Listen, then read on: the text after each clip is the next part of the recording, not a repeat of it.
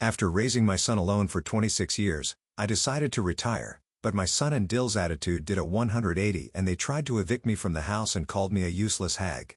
So I decided to use the thank you present I got them, and now they are bombarding my phone with calls. My ex-husband Donald walked out on me 26 years ago when I confronted him about his 3-year-long affair with a younger woman in his workplace. Donald was a classic narcissist, always refusing to admit his own mistakes and constantly finding ways to gaslight me during our arguments. He would repeatedly tell me throughout our marriage that I was insufficient as a wife or that I wasn't satisfying him enough. His manipulative tactics were so relentless that it has started to make me question my own self-worth and sanity. When I finally gathered enough courage and evidence to confront him about the affair, I knew he would still not relent. However, I had screenshots of his text messages with the woman, so I thought maybe he would finally see the error in his ways. The proof was undeniable, yet Donald refused to acknowledge it. Instead, he accused me of being delusional and insisted that I was invading his privacy by going through his messages. He maintained that he and the woman were just friends despite the clear evidence to the contrary. The arguments became exhausting no matter how much proof I presented or how logical my points were. He continued to deny everything and turn the blame back on me.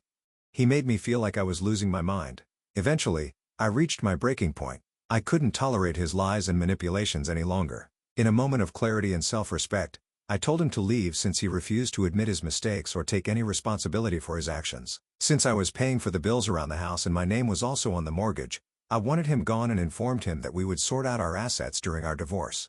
Hearing the word divorce, Donald immediately snapped. His demeanor changed in an instant and he started getting violent. He yelled that he was not going to allow me to divorce him and that he would continue doing whatever he wanted with other women. He insisted that as his wife I needed to keep my mouth shut and live with it. His eyes were wide as saucers as he then leaned near to my face and threatened to take my son away from me if I didn't comply with his demands.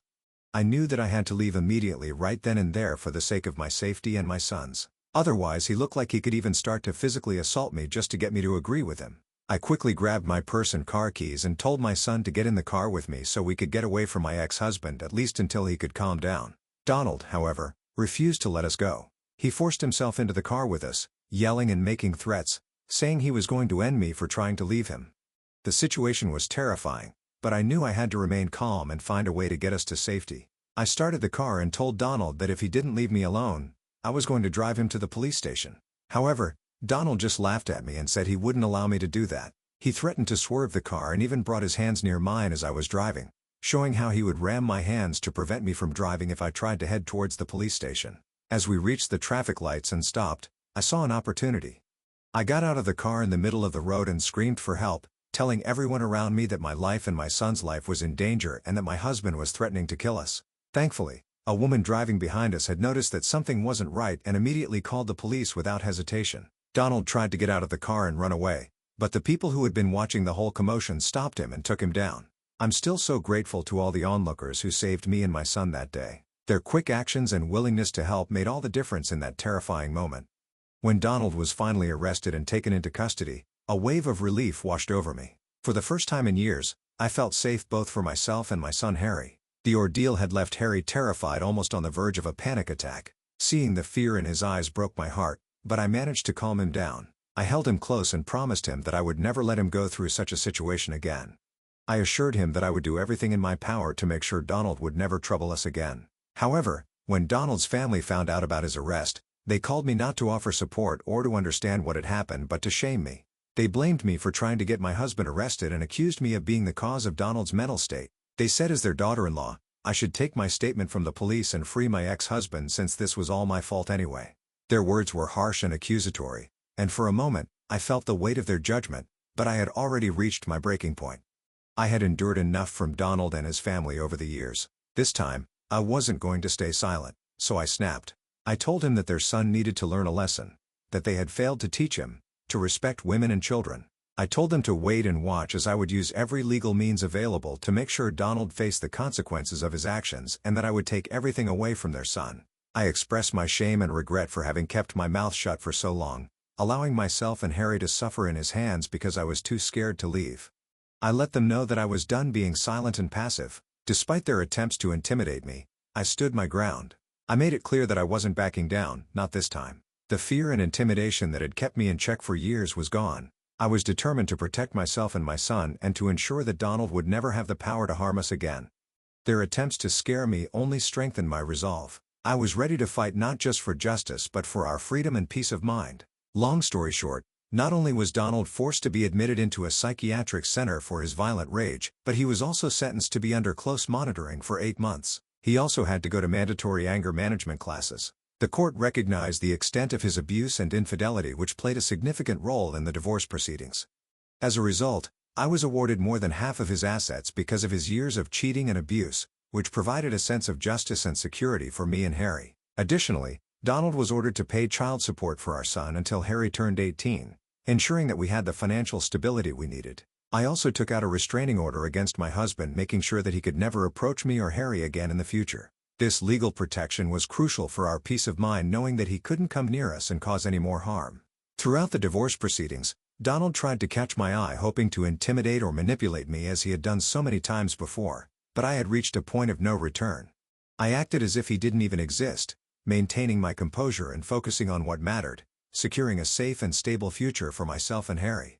When our divorce was finalized, I made the decision to move out of town and into a new place far, far away from Donald and his family. I wanted to ensure that they could never trouble us again.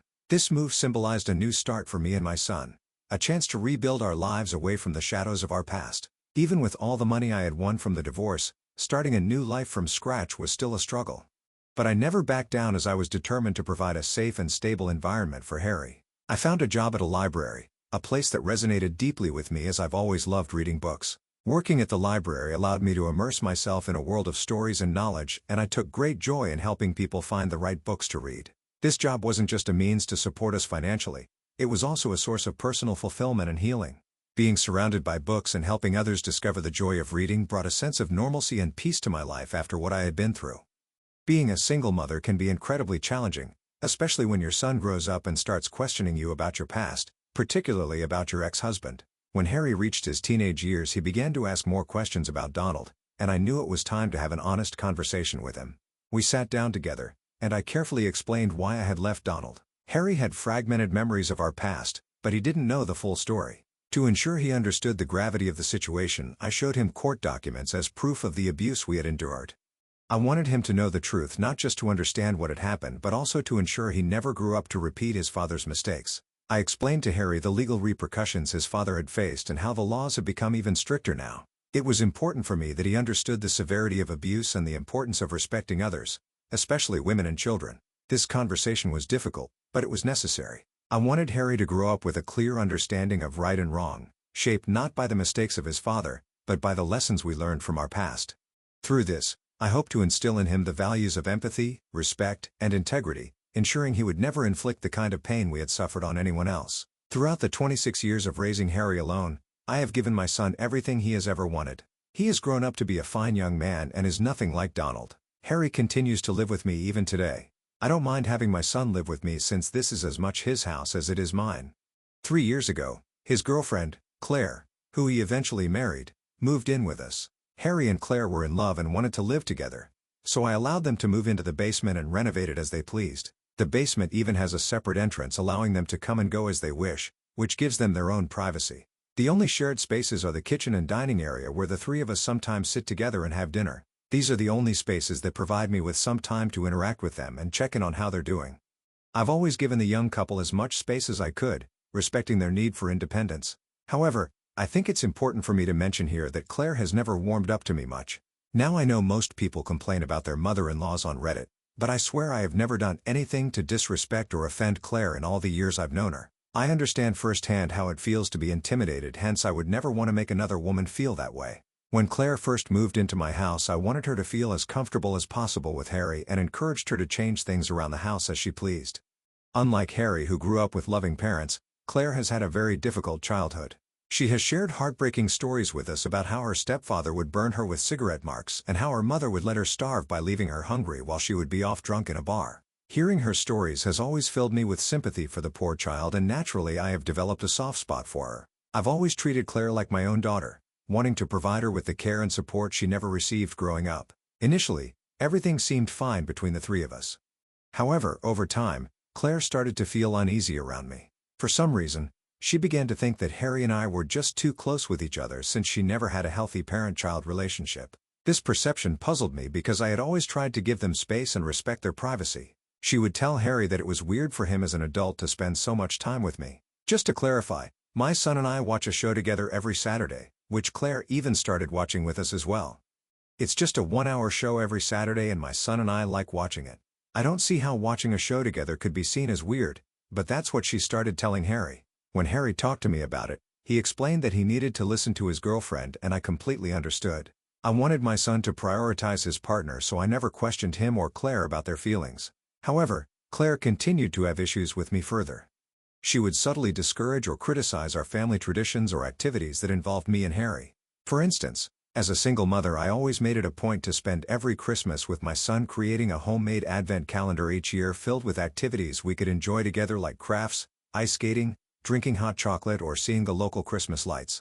Harry has always cherished this tradition and would even tell me how he wanted his children to experience this. However, when Claire came into the picture and spent the first Christmas with her, she started complaining about how boring these activities were and expressed a preference to spend Christmas partying with her friends instead. She told Harry that he was too old to be spending Christmas with his mommy and that they should go out like other young couples. Despite my sincere efforts to include her in our family traditions and activities, Claire consistently tried to alienate me and diminish the special moments I shared with Harry. It was hurtful, but I remained committed to maintaining a positive environment for Harry and respecting his relationship with Claire even if it meant adapting and accommodating her preferences. On top of all this, Claire used to have a bad habit of walking around in inappropriate clothing when she moved in. There have been instances where I've seen her cooking in our kitchen wearing only lingerie in the middle of the day or sometimes just wearing a towel that barely covered her ass even while eating dinner with me.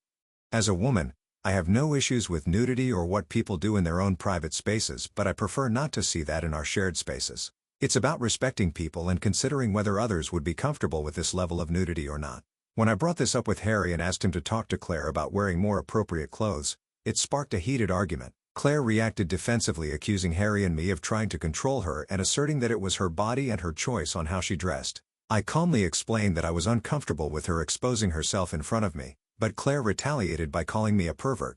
That really angered me, so I bluntly told her that if she wanted to walk around naked, she could do so on the streets. But inside our home, in our shared spaces, she needed to show respect and be civil. I made it clear that if she couldn't abide by that, she couldn't continue living with us. This immediately silenced Claire as she realized she didn't have any other place to go. Since then, she started to dress more appropriately around me. When Harry told me that he had proposed to Claire, I was genuinely happy for my son, though I did have concerns about their relationship and that it might be moving too quickly. However, I knew it wasn't my place to interfere, so I kept my thoughts to myself. I ended up paying for all their wedding expenses since Claire's parents didn't seem to care about her and didn't even bother attending their wedding. Despite covering everything, Claire began pressuring Harry to ask me to fund their honeymoon. Harry had saved up some money for a nice trip, but Claire wanted to go overseas, which they couldn't afford without my financial help. I firmly declined their request to give them more money and explained to them that I had already provided them with a lot, including a place to live in my basement rent-free, and covering all their wedding costs since Claire wanted a dreamy wedding. I emphasized that if they wanted to travel abroad, they would need to save up and plan it for themselves. It was important for me to set boundaries and encourage them to be responsible for their own financial decisions, even if it meant disappointing Claire. Although Claire was rather pissed with my decisions, she did not argue. I decided this year that it was time for me to retire and fulfill my dream of traveling the world with the money I had saved up. Throughout my life, I had always put my son first, and now I felt it was my turn to explore and see the world while I still could. I shared my plans with Harry and Claire, explaining that I would be renting out my room while I was away to earn some extra income. Harry was supportive and assured me that he would take care of the house during my absence. It was a thrilling prospect to finally have some time for myself after years of focusing on my family. Once I submitted my resignation and began preparing for my travels, I noticed a shift in Harry's attitude towards me. He suddenly started expressing how unfair it was that I had the means to retire and travel while he and Claire were still living in the basement and struggling. He voiced concerns about the challenging economy, expressing doubts about how he would never be able to afford a house on his own, especially since Claire had lost her job, and this had added more pressure on his shoulders. My daughter-in-law, after being unemployed, had refused to apply to any new jobs as she felt too much anxiety to get back into the workforce. As a result, my son had been borrowing money from me for months to pay for his car loan and other bills since he could not single-handedly pay for them with his income. I understood that he clearly felt trapped in their current living situation. Harry then asked me if he and Claire could instead move into my bedroom while I was gone, suggesting they could rent out their basement to generate income. I understood his frustrations and emphasized with his situation as my son. This is why I agreed to let them move into my room and told them that I would move my belongings into storage for the time that I would be away. As long as the basement could be rented out to earn some additional income, I was supportive of this arrangement. Before embarking on my trip next month, I discussed with my lawyers and decided that I would pay off my son's car loan as an additional gesture of thanks for looking after my house while I would be gone. As I mentioned earlier, I wanted to support my son and his wife in any way I could. However, before I had the chance to share this news with them, I came home yesterday evening to a surprising sight. My clothes and belongings were strewn on the floor outside my bedroom. At first, I was alarmed and thought our house had been robbed, but when I walked into my room, I found Claire and my son going through my drawers and closet removing everything. Confused and taken aback, I asked him what was going on. My son explained that since I had given him permission to move into my room, he was helping clear the space for them so that they could move their things into the room. I clarified that I hadn't given him permission to start moving my personal belongings and insisted that I wanted to handle the relocation of my things myself. I questioned why they hadn't called me before moving anything and why my belongings were on the floor instead of being packed in boxes. Claire responded that they wanted to empty the room first before packing things into boxes, claiming they were trying to speed up the process since they felt I was taking too long to move out. I felt a mix of frustration and hurt. It was disheartening to see my personal space invaded and my belongings handled without my consent. I had trusted them to respect my possessions and this house while I was gone, yet they were already treating them with so much disrespect as if my consent no longer mattered. I got increasingly angry and told them to immediately stop going through my things and that I would pack my belongings at my own pace. I made it clear to my son and Claire that they had absolutely no right to enter my bedroom without my permission. Claire argued back defensively, claiming I was overreacting as if they had committed a crime. That infuriated me even more, and I reminded her of how she had barred me from entering the basement since she moved in and she always insisted on her own privacy, yet here she was dictating what should happen in my own bedroom. Turning to my son, I asked him where he expected me to sleep as I still had a month left before my trip. Harry tried to calm me down by suggesting I move into the spare bedroom or even into their basement for the remaining days. I was shocked and hurt by his suggestion. I reminded him firmly that this was still my house to begin with and they were merely guests living in the basement. They had no right to push me out of my own bedroom or dictate where I should sleep. Hearing this, Claire started yelling at me that I was just an old useless hag who refused to let them have anything and that this was why she had wanted my son to kick me out for years. I was taken aback and turned to Harry in disbelief, asking him if it was true that they wanted to kick me out of my own home. Harry, unable to meet my eyes, looked down in shame. Meanwhile, Claire continued yelling, accusing me of treating them like outsiders and insisting that I had no right to occupy an entire house while they were confined to the basement only. She argued vehemently that since I was retired and planning to travel, I should vacate the house and allow them to take over completely so they could finally start their own family in peace. She said I was only standing in their way and refusing my son his right to this house. Since this argument, I haven't spoken a word to my son. Harry and Claire have left my belongings alone for the time being and I have refused to let them move into my bedroom. As I write this, for the first time, I feel a sense of fear and uncertainty. I worry that Harry might be secretly planning ways to push me out of my own home. Legally, I know he can't do that because the house is in my name, but what happens when I'm away traveling for months? It's not just about the physical space, it's about the trust and respect that seems to have been shattered between us. Ida, if I kick out my son and his wife for not respecting my space. Update 1. Alright, I've listened to everyone, and I did talk to my lawyer as well. I've given my son and his wife a 2-week notice to move out of the basement. I've been clear with my son that if he doesn't comply, I will cut off the electricity and water to the basement and change all the locks around my house so he cannot come back in. Furthermore, I've warned him that I'm prepared to take him to small claims court to recover all the money he owes me and hasn't repaid. I've also made it clear to my son that their actions towards me could be classified as elder abuse, a serious offense that could lead to legal consequences including imprisonment. This has understandably left my son feeling terrified and he's attempted to apologize. However, after everything that's happened, I find it difficult to trust him anymore. As for Claire, she hasn't uttered a word to me or offered any apology for her earlier outburst.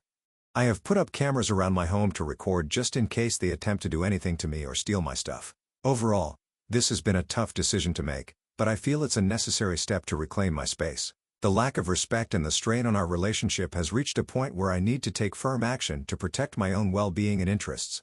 Update 2. I know everyone has been waiting for an update. Harry and Claire have finally moved out. In the days leading up to their departure, Harry made numerous attempts to negotiate and plead with me. He tried to emotionally manipulate me, expressing how his marriage was at risk because he lacked the financial capacity to support himself and Claire, and urged me to let them stay for a few more months. Despite his pleas, I refused to back down. On the day they were packing their belongings into the car, I could hear Claire hurling insults at me and angrily kicking things around in frustration. Her behavior was hurtful, but I remained composed and refused to react, denying her the satisfaction of seeing me affected. I'm also well aware that she took some of my utensils and cutlery from the kitchen while moving out, which angers me, but I've decided to let it go. After they left, I immediately had all the locks in my house changed. I've decided to use the thank you present I had wanted to give my son previously to instead treat myself with some new renovations around the house. I feel so much at peace now that I don't have them living with me. Update 3. It turns out my post has gone viral on TikTok and my son has discovered it. He and Claire were completely unaware of my intention to give them money as a thank you gift by paying off their car loan, since I never discussed it with them after our fight that day. Now that he's read the post, he's bombarding me with calls asking me for the gift. He's telling me how much the money can help him and that I should not be so selfish by denying him this. I told my son that this is all my hard-earned money, and after the way he and his wife had treated me, he has no right to ask me for anything. Meanwhile, Claire, who didn't apologize to me this whole time, has also started to text me, claiming that I owe them this money after everything they've been through because of me. She insists that paying off my son's car loan would help make a significant difference for them financially, and that as his mother I should do this for them. She has even sent me pictures of the both of them living in a tiny room at a friend's place and blames me for their plight. This entire situation has caught me off guard. While it's true that I had originally planned to help them out of goodwill, their lack of respect towards me ultimately made me decide to not help them out in any way. I feel disappointed by their continued demanding and entitled behavior towards me. It's disheartening that despite my efforts to support and help them, their response hasn't reflected gratitude or understanding of the sacrifices I've made. Obviously, I won't be giving a single penny to my son no matter how much he begs, because I feel like I have done more than enough for them already. I've also made the difficult decision to block my son so he can't disturb me any further. It breaks my heart to take this step, but I know it's necessary for my mental sanity and well-being. I've also postponed my trip for the moment and will be going only after everything is settled and stable.